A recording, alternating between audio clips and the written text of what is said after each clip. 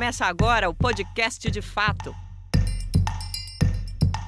Uma visão popular do Rio Grande do Sul, do Brasil e do mundo.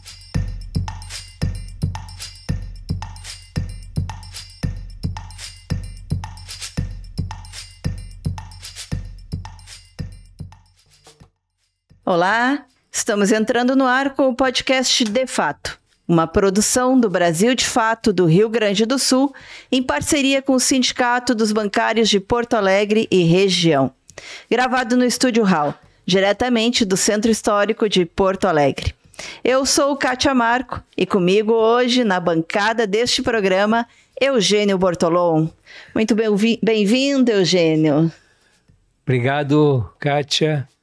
Boa tarde, Mari. E vamos lá, né? Vamos ao papo.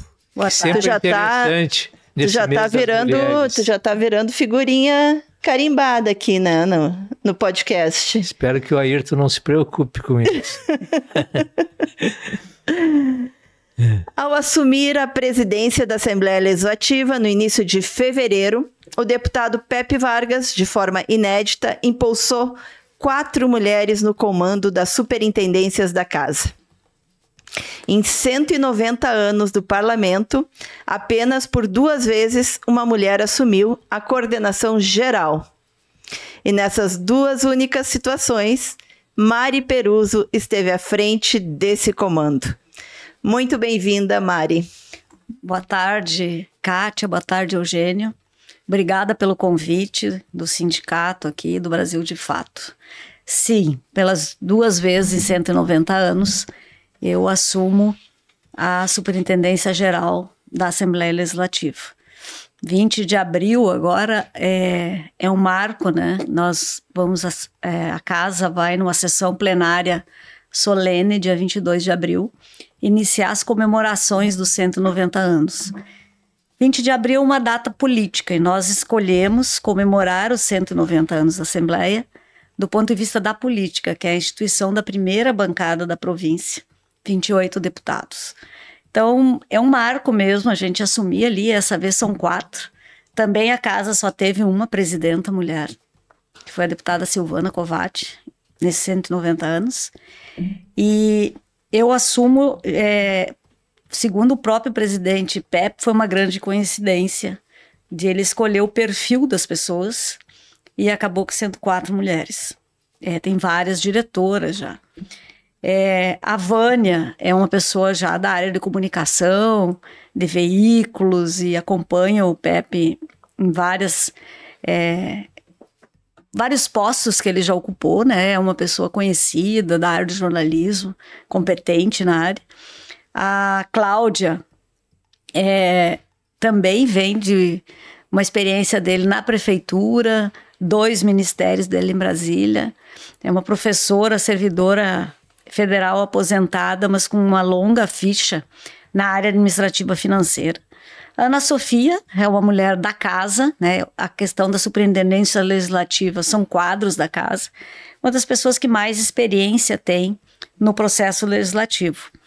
Eu ocupo isso a 2ª vez, eu estou há 3 legislaturas coordenadora da bancada do Partido dos Trabalhadores. Eu acho que tem isso também a ver muito com o PT, né?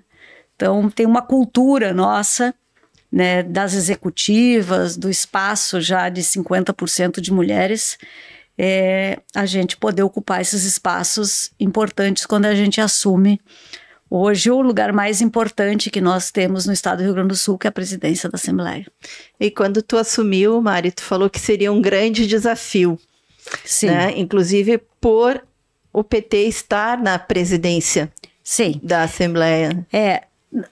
O PT ocupa esse espaço, isso não tem nenhuma outra Assembleia Legislativa do Brasil, por um acordo com as outras bancadas, as 4 maiores bancadas pelo número de votos da eleição que elege os deputados estaduais, elas, numa gestão compartilhada administrativa, elas ocupam a presidência. Então isso começou em 2009 com o presidente Pavan, Ivar Pavan, que trabalhou muito a questão do pré-sal.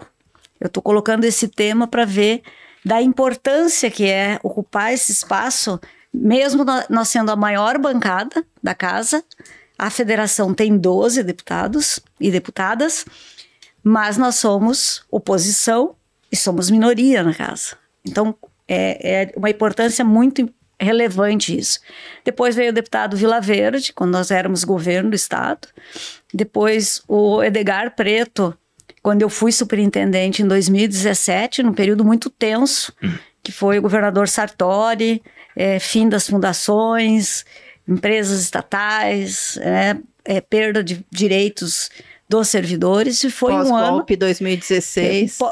Pós-golpe 2016, e para nós foi super importante ocupar esse espaço, porque a gente pôde demonstrar para a sociedade gaúcha naquele momento que o regimento, a aplicação do regimento interno da casa, fazer essa lição de casa bem feita, manter a casa aberta para as votações, propiciou um ano que o Sartori não aprovou as suas principais bandeiras. Depois veio o presidente Valdeci, 2022, e agora é o Pepe. Então está consolidado esse processo de gestão compartilhada. Então, por que a Mari? Eu participo de todo esse processo, eu tenho uma história de executivo também, então isso ajuda muito, mas o processo de relação dentro da casa com as bancadas que ocupam esse espaço de presidência. Como funciona um ambiente tradicionalmente machista, que eu imagino que é a Assembleia Legislativa, no tratamento com 4 lideranças mulheres nesse início de gestão? Tu acha que vai ter algum progresso? Há desrespeito, respeito ou não? Assim, da parte dos deputados e deputadas, muito tranquilo isso, né? Porque também tem o posicionamento de quem ocupa, né, o espaço. Eu tenho uma história, tenho um posicionamento, eu não tenho resistência machista comigo, né? Tu vem de uma caminhada, né? Mas a gente conversando... Como a gente trabalharia o 8 de março dentro da casa,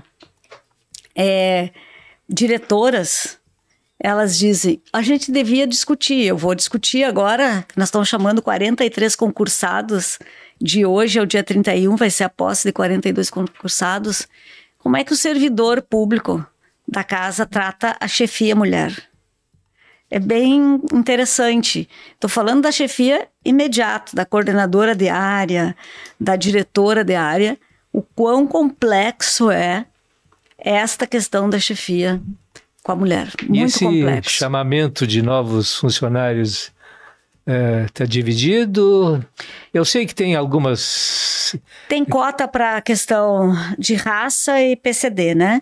Mas é quase 50% mulheres também. Quase 50%. As mulheres estão passando muito em concurso, né? Mostra um pouco a ascensão da mulher no meio universitário. Então isso acaba nos concursos aparecendo bastante isso. Claro que não é engenharia. Tá certo. Esse ainda continua um padrão muito masculino. Impressionante. Então, essa questão da compartilhada, ela enseja um desafio para a gente. Além de ser executivo, tu ter uma articulação política, né? O dia a dia, tu conseguir conversar com o diferente. É um baita exercício dentro da casa. 14 bancadas. Nesse momento que a gente vive de dificuldade de diálogo da política, é um exercício muito rico. Por isso que eu falo de um desafio.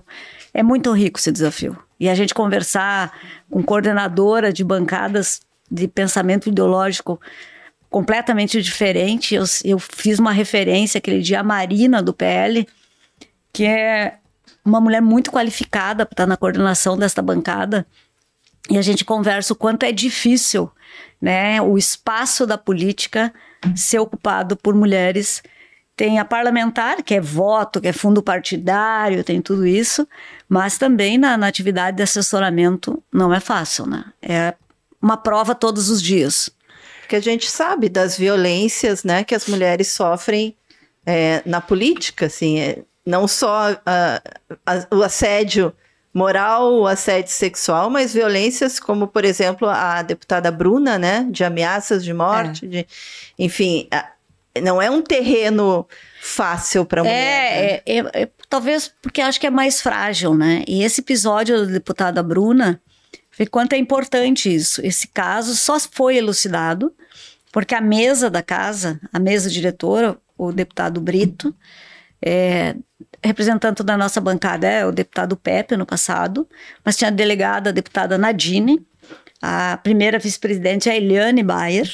Então teve a solidariedade, a sororidade que a gente fala dessas deputadas mulheres, que pediu que fosse averiguado e aí desse atenção e aí a gente conseguisse trabalhar no governo do estado com a Secretaria de Segurança e não ficou uma história de que falam que tem violência, mas é um e-mail, né, sem remetente, e foi descoberto que fazia parte de um grande esquema, né, de ameaça até o próprio ministro Alexandre de Moraes, o próprio presidente Lula. Então foi uma ameaça externa ou interna? Interna. Externa. Externa.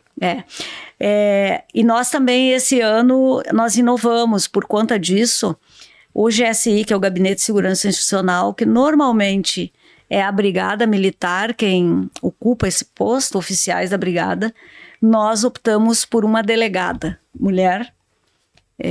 A doutora Mariana, ela vem de uma experiência da Força Nacional para melhorar a interlocução com a Secretaria de Segurança. Não que a Brigada não tenha isso, mas investigação é uma tarefa da Polícia Civil, para a gente não deixar nenhum caso de denúncia de violência externa ou interna, também criando os protocolos e procedimentos adequados para serem apurados. Também a gente pensou nisso esse ano, na montagem ali da administração. Tu falou que tu já vem de uma carreira longa, né? Tu já foi chefe de gabinete, foi no governo Tarso, né? Chegou a assumir a Secretaria de Meio Ambiente, ou seja, já vem de uma longa trajetória na política. Eu vou fazer 58 anos esse ano. Eu milito desde os 12 anos de idade. Eu comecei no movimento estudantil. Eu fui militante do MR8 muitos anos. Eu me filiei ao PT em dezembro de 2014, depois que o governo Tarso nós perdemos a eleição. Eu sou advogada.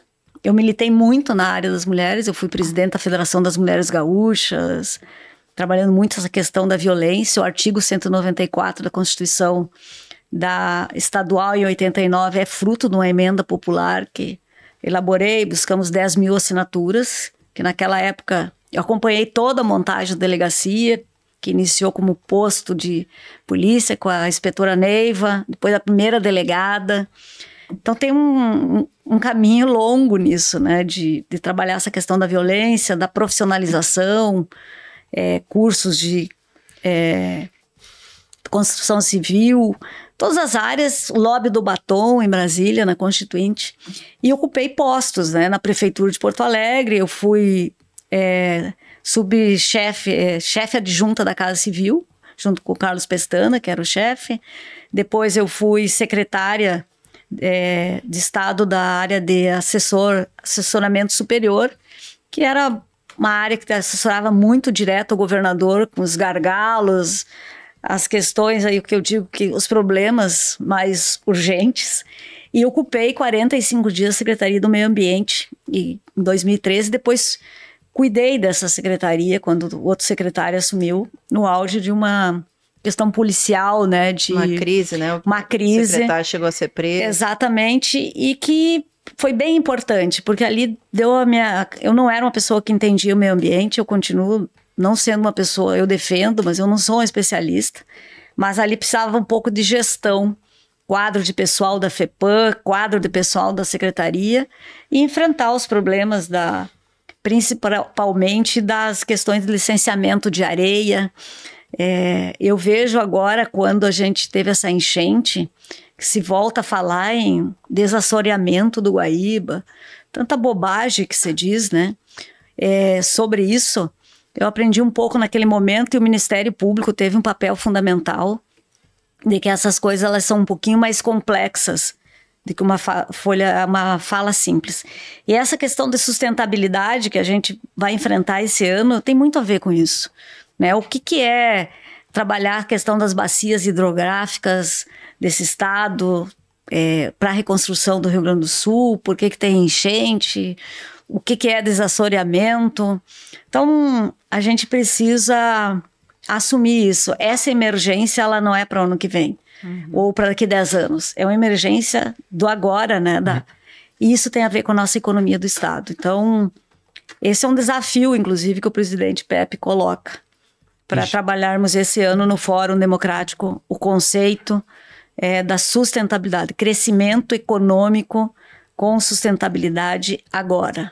Emergência, é agora que precisamos discutir isso. E já há uma programação nesse sentido determinada pela presidência da Assembleia? Sim, a ideia é nesse primeiro semestre, o Fórum lança agora, 82 entidades se inscreveram, lança no final do mês, com uma agenda para todo ano. O primeiro semestre com grandes temas, buscando aí uma participação do governo federal e do governo do estado, por exemplo, de trazer o presidente do BNDES, quem mais do Rio Grande do Sul, o ministro Haddad em abril, o próprio vice-presidente Alckmin.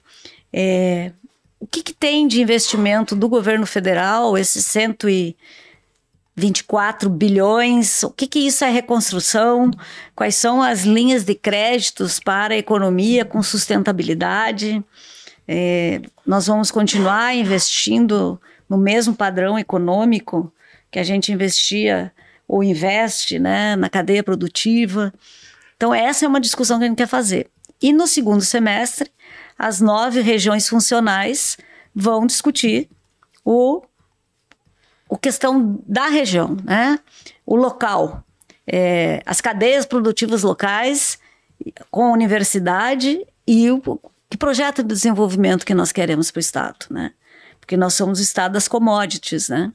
E são programas com início e fim, porque o ano que vem é outro presidente, outra linha política. Mas isso que é a vantagem da compartilhada. Eu estou administrando a casa num planejamento que a gente fez em 2023, 23? 23, 24? Final de 22, início de 23. Então, o que nós queríamos na casa? Uma coisa importante para o estado do Rio Grande do Sul, a reforma do Dante Baroni. Eu iniciei em 2017. É um patrimônio do Dante Baroni para o estado do Rio Grande do Sul. Está fechado, vai reabrir ano que vem. Reformado, 25 milhões. Reforma do solar. O ano que vem termina a reforma. Então, que todo mundo ocupa esse espaço, né? Até se pensou na época na Assembleia de fazer uma PPP, administrar privadamente, porque não era papel do Legislativo ter um teatro para emprestar para a comunidade. Isso foi toda uma discussão passada. Então, isso a gente planejou. Mas o ano do presidente, como o Zanquim fez, o deputado Zanquim, a questão da educação, fez um marco. O ano passado, o presidente Brito fez a questão da irrigação e continua sendo... Continua. Tem uma discussão toda ali. Essa questão da sustentabilidade, no final vai ter um documento. Nós vamos ter uma plataforma digital para votar, para discutir. E fica na casa num processo de discussão. Por que ano que vem? Porque foi instalado na presidência com uma representação de cada bancada, um comitê para acompanhar a reconstrução. Então, assim, eu acredito muito que o presidente Pepe tem essa capacidade até executiva de buscar os elementos necessários. Estão fazendo uma reunião com o Banco do Brasil para ver as emendas, famosas emendas federais aplicadas no Rio Grande do Sul. Como é que a gente junta tudo isso e informa a população gaúcha do que temos? O que vamos fazer? Vamos ver se é possível formar um pacto de uma agenda mínima. É tão difícil a gente falar numa agenda única do Estado, né? Com todos os fatores ideológicos, mas nós estamos num momento único, que talvez a gente possa recuperar. Mesmo com enchente, nossa economia cresceu, nosso ICMS cresceu pelo grau de investimento. Mas esse investimento, ele vai ser capaz de ser bem usado em coisas que pode alavancar a economia ou É mais um investimento numa época de enchente ou de estiagem que fica pontual e a gente não consiga planejar bem. Então essa é uma... Esse é um tema espinhoso, né, Mari? Porque o grande capital não quer abrir mão. E a gente está aí numa transição. Que realmente, algumas coisas vão ter que ficar para trás. Né? Nós temos uma situação no Estado hoje, por exemplo, né, estávamos falando da Secretaria do Meio Ambiente, em que foi aprovado o projeto de liberação do licenciamento da silvicultura, e os eucaliptos estão aí tomando conta do bioma Pampa. Exatamente. Né? Essa é uma questão de desenvolvimento e de sustentabilidade que precisa vir à tona. Tem a questão do bioma Pampa, eu falei antes, pensar em discutir irrigação ou saneamento e não levar em conta a questão das bacias hidrográficas, que, por exemplo, o deputado Rosseto trata disso, o deputado Estela, se envolve Rio Gravataí, tudo. Como é que a gente pensa, né, uma política se tu não leva em conta isso? Tem o bioma Pampa, que é a questão da silvicultura, mas tem o aquífero Guarani, que é um processo seríssimo, que as entidades de ecologia, né, de defesa do meio ambiente, falam que pode ter finitude, né, o aquífero. Não é uma coisa sem fim, depende do uso, pode ter uma finitude. O que significa isso para nós, né? Então, a gente não tem pertencimento desses potenciais da natureza. Nem do aquífero, nem do bioma Pampa. Tem essa discussão dos parques, do aparato da serra, né, que deu errado, esse modelo da PPP. Assim como também a gente precisa ter a capacidade, não é esse modelo, qual o modelo que a gente proporciona para a população conhecer, ao mesmo tempo fiscalizar para permanecer, né? Então esta é uma agenda que eu falo, é uma agenda imperiosa para nós. Agora, vamos conseguir? Não sei. A legislação ambiental do Estado é muito benéfica aos produtores.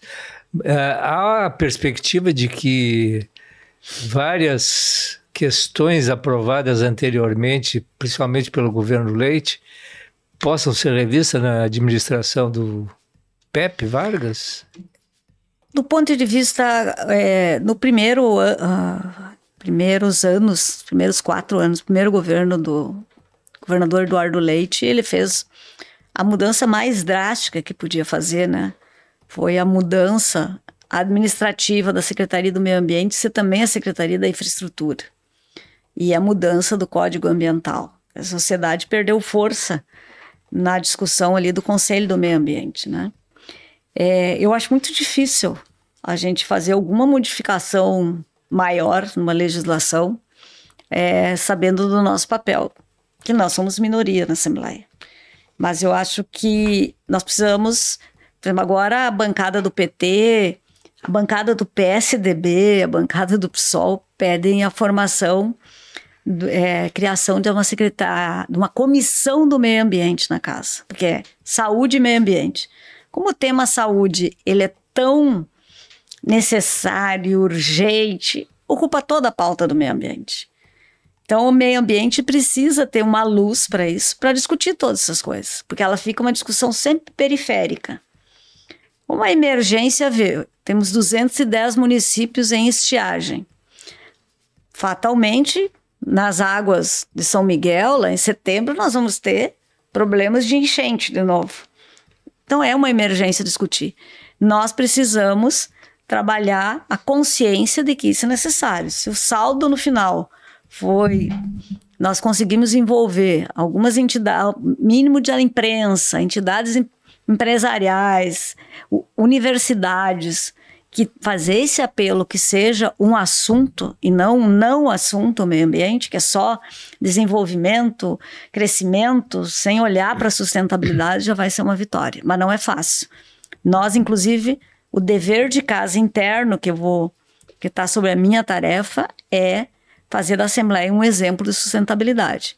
Ali não tem energia alternativa, ali não tem coleta seletiva que funciona bem, inclusive que a prefeitura não recolhia no centro, né? Ali se gasta bastante papel com toda essa tecnologia. Então, não se reserva água para molhar todos aqueles jardins e plantas. Então, precisa fazer esse exercício interno também para fazer parte de uma cultura.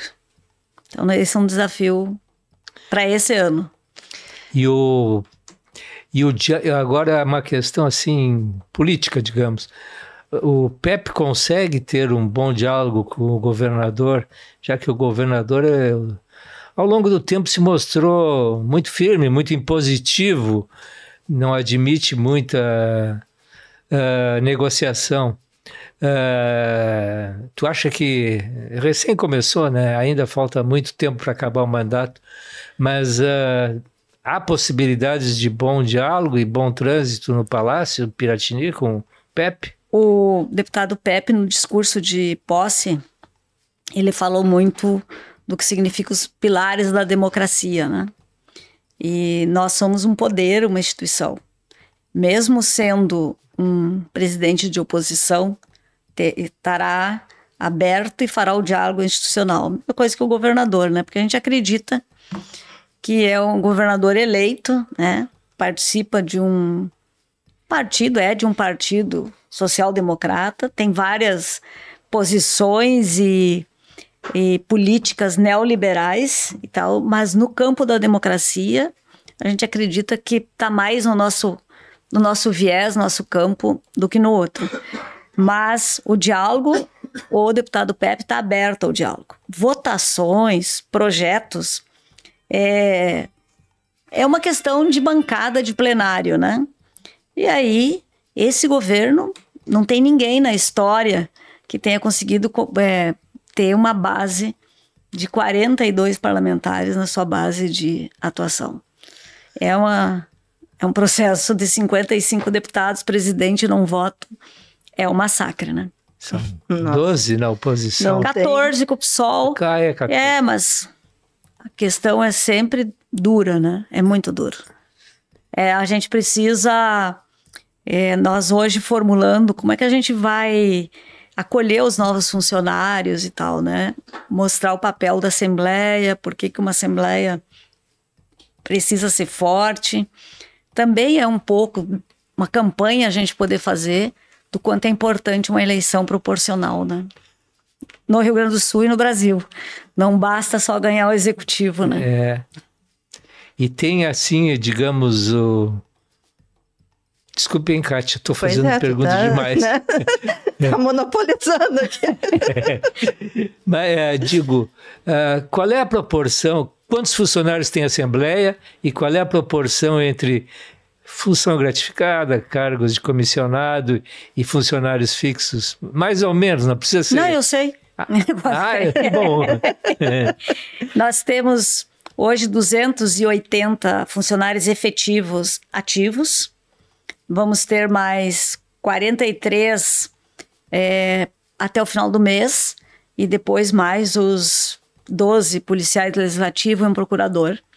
São em torno de 110, 112 FGs. E são o pessoal da área administrativa. E nós temos 1.200 CCs, cargos comissionados. Os cargos comissionados são todos eles ligados à área parlamentar, aos gabinetes, às bancadas, né? Porque na assessoria legislativa da casa são cargos efetivos concursados, né? Certo. Mari, tem... É um bom plantel, né? Muita gente, 1.500 praticamente. Tem dias que a casa tem movimento de 5.000 pessoas internas. Nossa. Gente. E a segurança funciona bem? Funciona muito.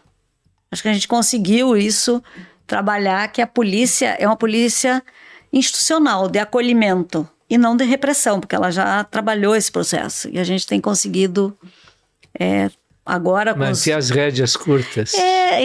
Diálogo, né?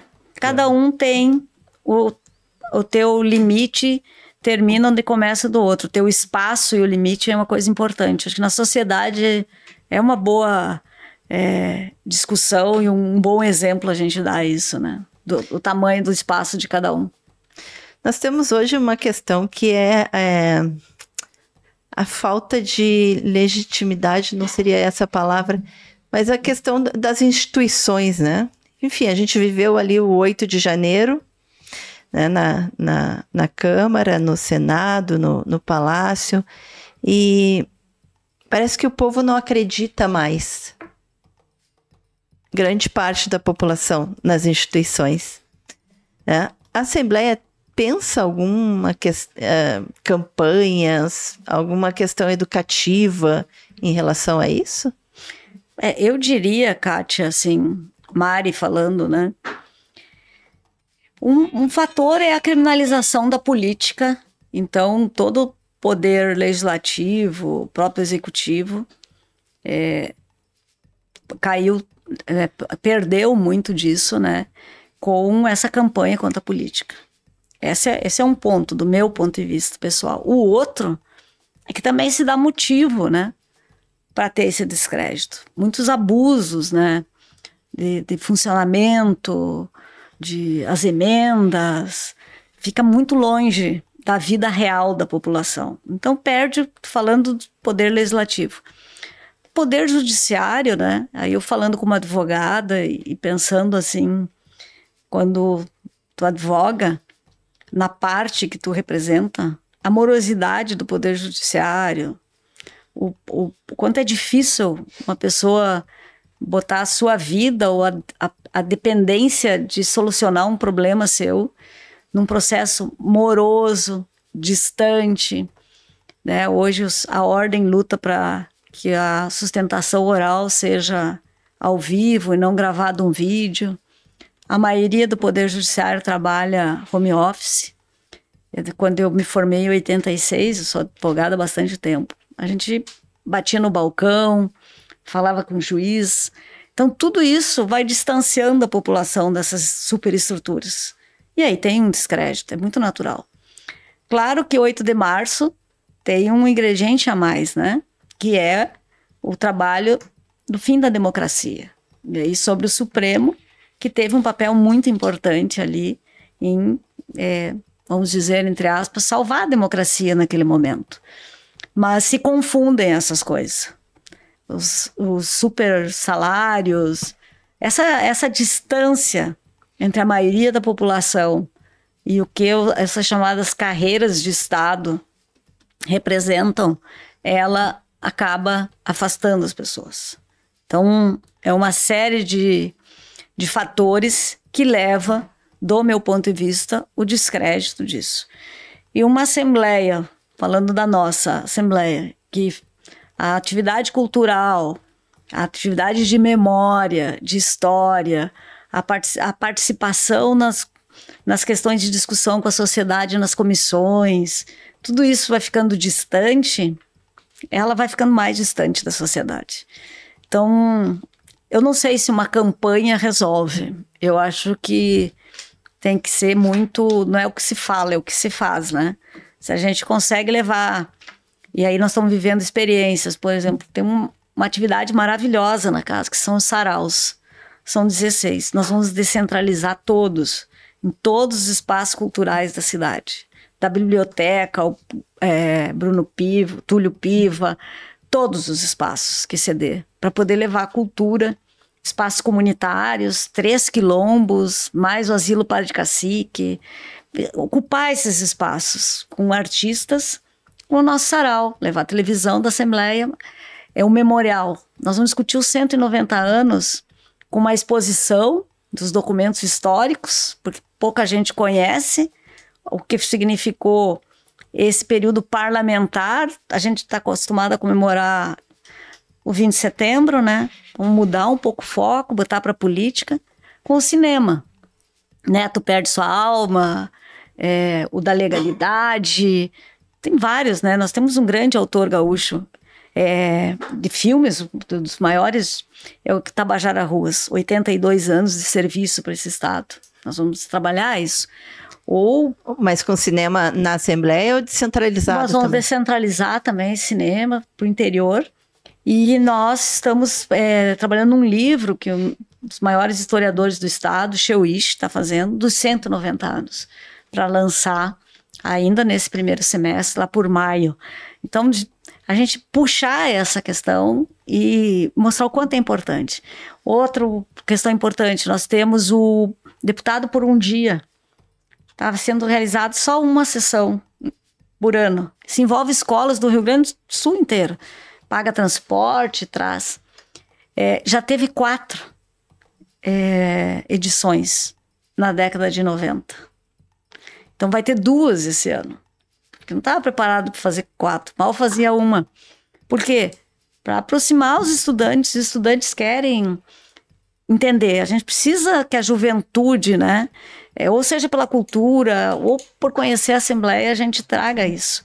E a campanha já começou, digamos, para a escolha desses deputados por um dia? É uma escolha nas escolas, as escolas inteiras do estado recebem a notificação. As escolas estaduais. Estaduais, e elas têm um percentual particular também. Elas, a maioria estadual, elas se inscrevem, e aí tem um processo de seleção que eu não me lembro, mas é muito concorrido. Então nós vamos fazer um no primeiro semestre, outro no segundo semestre, para trazer mais a gurizada. Incentivar a visita guiada na casa. O ano passado foram 4.000. Você vê que mesmo sem um incentivo, tem 4.000 escolas ou entidades de terceira idade. Mais professores, mães, pais. Isso, que querem conhecer.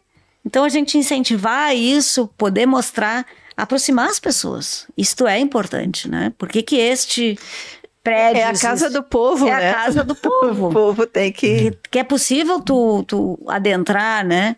Nós estamos num processo grande de digitalização da casa, para poder estar mais acesso. Agora estão num pleno período de bug, né? A enchente, Procergs, mudando o sistema. Então, a gente vai viver ainda 60 dias de muita dificuldade de acesso às coisas, site, legislação, mas estamos trabalhando para resolver isso.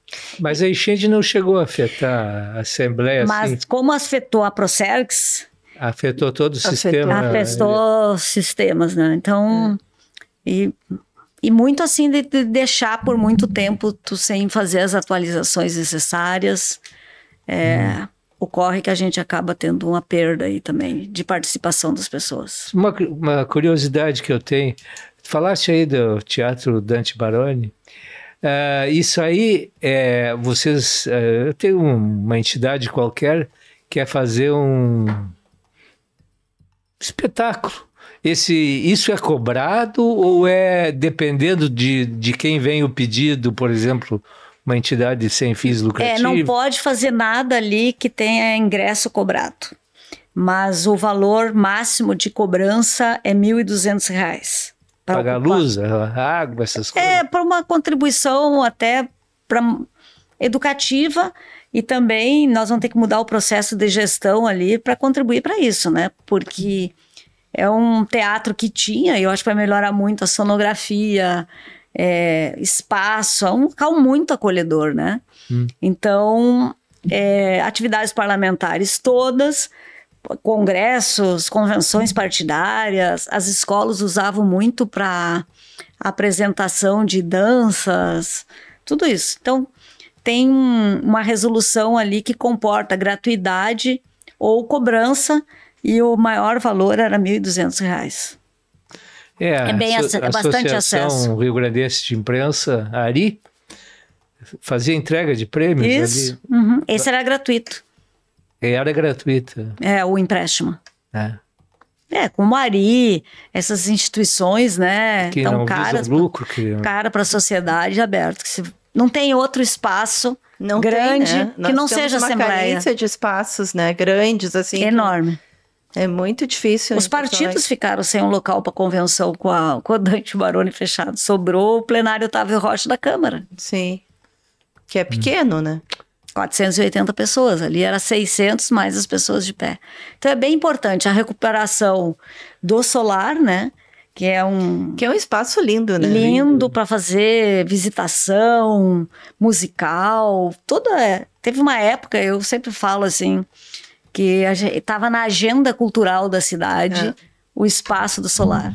O memorial, mesmo o memorial, que é o prédio mais antigo de Porto Alegre, nós vamos revitalizar ele com toda uma programação. Tem um acervo enorme de documentos da história do Rio Grande do Sul. Tem lá o jornal Federação, lá da Federação, os exemplares originais.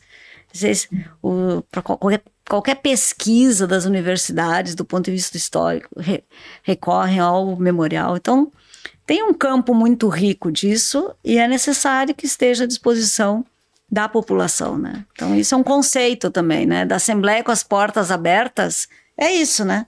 Usufruir da cultura, da TV. Pois é, eu ia falar justamente sobre isso também, todo o sistema de comunicação que a Assembleia tem, né?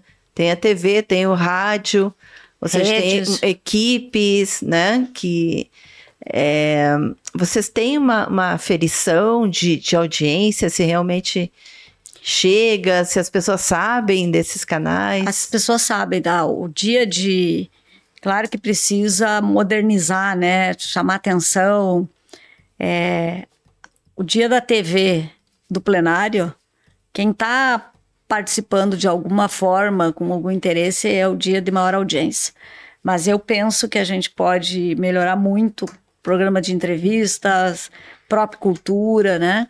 Quando o Demétrio teve ali o problema com a TVE, a gente disponibilizou de trazer o programa do Demétrio para a Assembleia, mas ainda bem que a gente restabeleceu isso na própria TVE.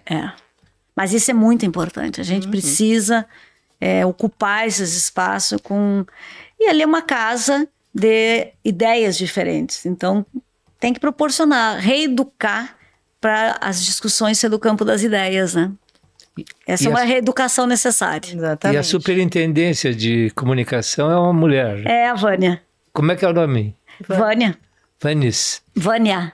A Vânia? Não conheço. Mas a Vânia deve sofrer uma pressão muito forte aí da mídia corporativa, digamos assim, por verbas. Isso é bem definido? E como é que funciona isso? Por exemplo, uma empresa tem esse porte, a outra tem esse. Como é que a divisão... Tem uma agência licitada, né? Hoje é a Move. O nosso orçamento de publicidade é um dos menores do Brasil, da Assembleia, se não menor, é 9 milhões ano. E ele tem uma definição muito, a agência faz muito pela audiência, que tu tem essa capacidade de tu... Antes era Ibope, agora tem outro nome, né? Que tu trabalha essa questão da audiência, dos meios de comunicação maiores, né? Mas em torno de 4 milhões e meio são para rádios do interior. Bem definido. O estado do Rio Grande do Sul é um dos estados que mais ouve rádio. Então, tem um cadastro enorme, né, das rádios que estão com a nota fiscal em dia, que estão com tudo isso, elas recebem um percentual, um valor do tamanho, tem toda uma... É bem transparente isso, né? E o último que a gente conseguiu foi poder mídias alternativas, né, que sejam registradas, que conseguem fazer os jornais digitais. A gente não tem publicidade para blogs pessoais, essas coisas não, mas mídia alternativa também. Nós não, por conta da legislação, nós não temos aporte para a rádio comunitária, isso é só um aporte da seria de incentivo cultural. No ano do Edgar, em 2017, a gente conseguiu fazer, mas depois a Assembleia não conseguiu fazer, porque demanda é um trabalho imenso, edital, e tem um valor muito baixo, que legal de poder passar, que as próprias rádios não se interessam, né? Mas é bem distribuído o dinheiro entre os veículos grandes e os menores. Acho que a tendência é cada vez ficar melhor, mas aí também a compartilhada busca melhorar esse processo, né? Nós vamos fazer um edital agora para uma empresa de comunicação, não de publicidade, que trate das redes da Assembleia. Esse edital deve abrir em abril para que a empresa faça gestão e monitoramento das redes. Para potencializar hoje, né, as redes têm um poder imenso, né? E nosso trabalho de rede ele é muito insuficiente. Então, nós precisamos... Mas aí para os deputados ou para a Assembleia? Não, é para a instituição. O trabalho das comissões, o trabalho do Fórum Democrático, o trabalho do plenário. Essa questão dos deputados tem uma regra de respeito interna que sempre tem uma equidade de participação, seja no site, as notícias, e aí os gabinetes cuidam disso. Então, mas é de trabalho da instituição. Os deputados, desde dezembro, eles podem usar uma cota do seu gabinete e impulsionar as suas redes políticas, né, do seu trabalho parlamentar, que também foi um avanço que a Câmara Federal fazia e a gente não fazia. Então, desde dezembro dá para fazer isso. Mas um trabalho de rede para casa, para potencializar a agenda da cultura, o trabalho da comissão especial, votação de projeto. Então, porque acaba aparecendo mais dos deputados, total, né? Porque tem alguns deputados que ali despontam, né, nas redes. Exatamente, e a instituição não. Então nós começamos ano passado a discutir na gestão do deputado Brito, como é compartilhado, né? E agora o edital está praticamente pronto para ser lançado em abril e a gente cuidar da institucionalidade, dessa ideia de quanto é importante essa instituição. Recuperar um pouco, né? Mostrar o que faz. Mas essa questão de despontar nas redes, acho que é uma questão muito individual dos deputados. Se tu me perguntar hoje, qual é o deputado que eu vejo com mais frequência nas redes sociais? Vou te dizer, é Leonel Hadi, do PT. Mas não é o que mais tem audiência, sabia? Eu imagino, pelo que... Cada um na sua bolha, né? Tem um da direita que... Eu sei, o Vitorino, que é da Pampa, talvez tenha uma bolha maior no lado dele, no lado da extrema que ele participa. Hoje de esquerda, o Matheus, o Rádio. Mas assim, o que me vem à mente, qual é o deputado que tu mais conhece? Eu vou te dizer, no meu caso, Leonel Rádio. Se eu perguntar por um parente meu, eles gostam do Vitorino, por exemplo. E daí? Mas a partir daí eu queria te fazer uma pergunta em âmbito mais geral. Essa polarização política que existe no Brasil há uns 10 anos, desde o impeachment, ou 2013, depois do impeachment, dentro do âmbito de fora deputados, funcionários, existe também esse tipo de polarização, uns mais para cá, outros mais para lá, de extremas, ou é um ambiente legal de se conviver lá dentro? Todo mundo cita o quanto na Assembleia essa coisa ela é mais tranquila. Ela teve um momento pós-golpe que ficou bem tenso, esta relação inclusive. Mas eu acho que a maturidade das bancadas, eu até vou dizer tradicional na política. Vamos dizer que o PT é um partido tradicional. O MDB, PP, dessa política mais tradicional voltou a dar uma estabilidade para essa relação. Porque é preciso discutir as questões do ponto de vista das ideias, né? No plenário, nas comissões. Então, nós conseguimos ter um ambiente mais fraterno. Claro que na área parlamentar tem diferenças, mas as pessoas convivem, tem que conviver na comissão, ninguém tem assinatura suficiente sozinho para fazer as coisas, né? Tem coisas pontuais, por exemplo, falta uma assinatura para a CPI da Equatorial. E temos a assinatura do PT, do PCdoB, do PSOL, do Republicanos, do PL, porque aquele objetivo é bom para todo. Eu acho que tem que ter essa capacidade, né? Falta uma assinatura. Uma assinatura. Acho que nós vamos ter esse ano. Continuar a Equatorial prestando esse serviço Então, isso tu tem que conversar. E a política é a arte do diálogo. Parlamento é a arte de falar, né? Falar, ouvir. Então, isso é um exercício. Por isso eu disse, essa experiência aqui no início dessa entrevista, de ter a capacidade que a Câmara não tem, que tiveram que as bancadas de minoria buscar na justiça a representação para estar na mesa, na Assembleia, terminou a eleição, vê os votos, tem 3 bancadas com 5 deputados. Qual é que teve mais votos? Republicano. Segundo o PSDB, outro. E nós restabelecemos o acordo. E esta vez, por exemplo, só o partido... Na outra tinha o PSOL e outros não participaram do acordo. Nessa, só o Partido Novo não participou do acordo.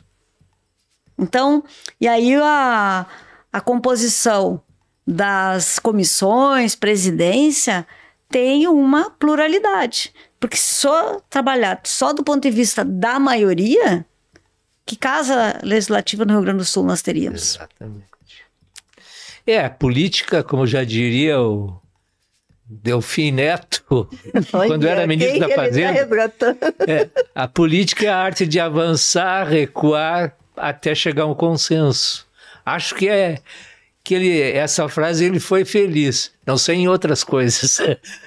Tem os povos tradicionais andinos, né? Que eles têm uma tradição, que é claro, que tudo é decidido em consenso.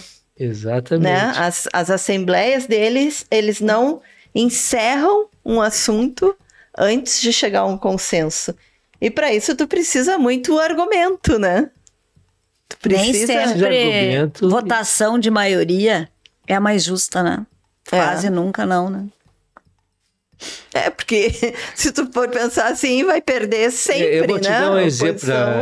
A concessão de um título, até hoje discutido na Câmara de Vereadores, por exemplo, foi o título cidadão de Porto Alegre, o Falcão, que foi um grande jogador e tal, levou o nome de Porto Alegre para o mundo afora. Ele perdeu. Por causa da grenalização nossa. Por conta da grenalização, de uma polarização do Grenal. Na Assembleia tem muita discussão sobre esse título. Os títulos de mérito farroupilha, né? Recentemente teve do Stedley. Sim. A bancada sempre discutiu isso e assim, nós... Às vezes é muito difícil. Tu vê, o Moro recebeu o título, não veio buscar. Eduardo Bolsonaro também veio. Mas assim, tem uma parcela da população que enxerga como uma liderança e tal, né? Então, eu, petista, eu não posso fazer o mesmo papel que a direita fez contra o título do Stedley. É isso que eu chamo democracia. Porque esta casa... ela tem uma representação, é o espelho da sociedade gaúcha. Então, a proposição da minha bancada, outra bancada, ela tem méritos, né? E é isso que a gente precisa aprender a conviver. O Falcão, ele fez muito, né? Eu não sou colorada. Estou com muita simpatia pelo Internacional atualmente, mas eu não sou colorada. Agora, pelo fato de eu ser colorada, o Falcão não poderia ter um título na Câmara Municipal, é um absurdo, né? Então É o mesmo caso do Mário Quintana na Academia Brasileira. É isso. Quem foi o maior poeta? Ele e mais alguns, poucos, raros. Mas não passou, até ele desistir. É sobre a janela que as pessoas estão, né?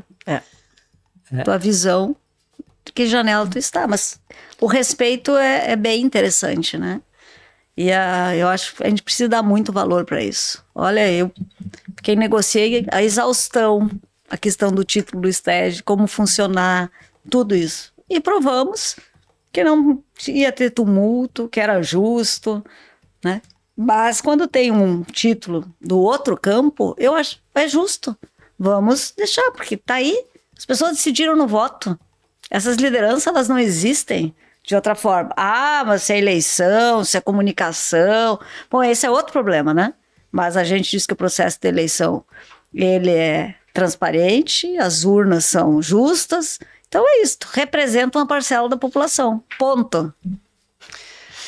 Claro. E que a gente saiba lidar com a democracia, né? Doa Democracia a quem doer, isso. mas Democracia é né? isso. E essa é a democracia representativa, né?